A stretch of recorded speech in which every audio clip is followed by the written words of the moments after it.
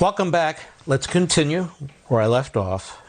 March 5, 2017, Fox and Friends Sunday, Pete Hegseth and I going through the evidence that's publicly available about the coup efforts of the Obama administration, which should underscore another point. If I could find them in the media, surely Obama was well aware of what his administration was doing, from the FISA courts and all the rest of it, right? I was pulling it from the New York Times, McClatchy, Washington Post. The president, at least when I served President Reagan, gets a whole list of the clippings that involve his administration or his name at least twice a day. So there's no way Barack Obama didn't know about this, even if he just read newspapers. Go. Exhibit 7, New York Times. Flynn is said to have talked to Russians about sanctions Trump took office. Well, where'd they get this information? Well, Mark, you know, the FISA court, they're always monitoring the Russian ambassador. And so how do we know that? Maybe they are, maybe they're not. Well, we know they were, and we know what happened to Michael Flynn. He was set up in a horrific way. They wanted to take him out. Why? Because Flynn knew where all the actors were. Flynn could help uncover what had taken place against Donald Trump, in my view, including what was going on with the CIA and the National Director of Intelligence and the FISA courts and all the rest. And they didn't want Flynn around because he would be a problem. And so they interview him, goes perfectly fine. Then they go after him again after the now infamous January 5, 2017 meeting with Obama, Biden, and others, which, again, I'll get back to in a moment. Go. One more. Washington Post, March 2nd. U.S. investigators have examined contacts Attorney General Sessions had with Russian officials during the time he was advising Donald Trump's campaign. The focus of the U.S. counterintelligence investigation has been on communication between Trump campaign officials and Russia. Listen to this. The inquiry involving Sessions is examining his contacts while serving as Trump's foreign policy advisor in the spring and summer of 2016. This has been going on for a year. Well, Mark, now, as you do on your radio program, you lay out a devastating case based on public documents, as you point out, and not right-wing sources, but mainstream left-stream sources. How confident are you that this investigation, which was on Russian, so-called Russian hacking, but now the White House says this morning will be broadened to looking into executive overreach, how confident are you they will find something there? I don't know, but they already found something. The issue isn't whether the Obama administration spied on the Trump campaign or transition or certain of its surrogates. The issue is the extent of it.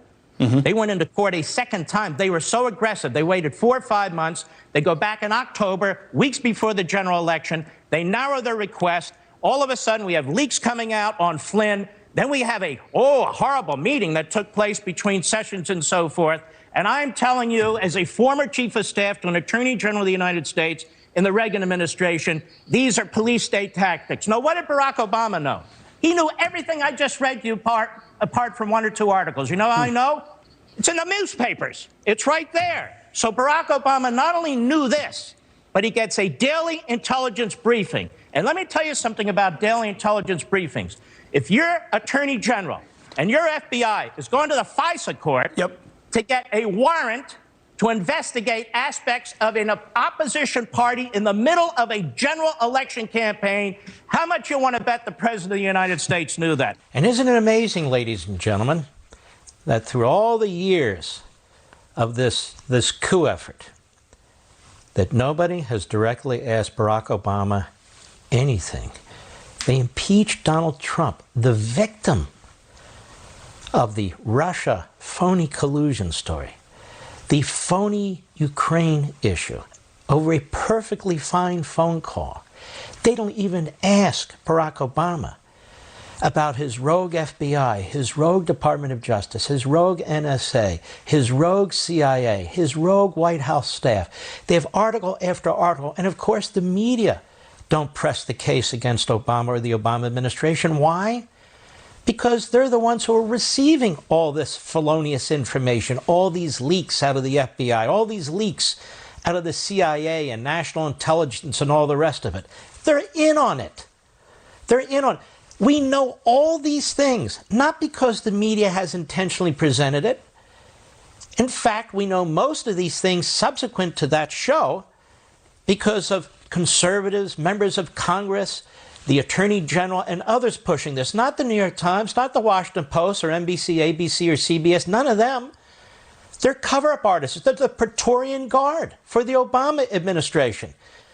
Just as we have this judge now, Emmett Sullivan, in Washington, D.C. He's part of the Praetorian Guard to protect the Obama administration, obviously, and never Trumper. But this is very, very serious. Go. This is the case made by the New York Times, the Washington Post, McClatchy, and the rest of them. I just put it together as a former Justice Department official. And Donald Trump here is being attacked for what he tweeted. Donald Trump is the victim. His campaign is the victim. His transition team is the victim. His surrogates are the victim. These are police state tactics. I am telling you this as a former chief of staff to an attorney general. If this had been done to Barack Obama, all hell would break loose. And it should. And Barack Obama's statement is pathetic. Mark. Let me just say this. Where does it go from here?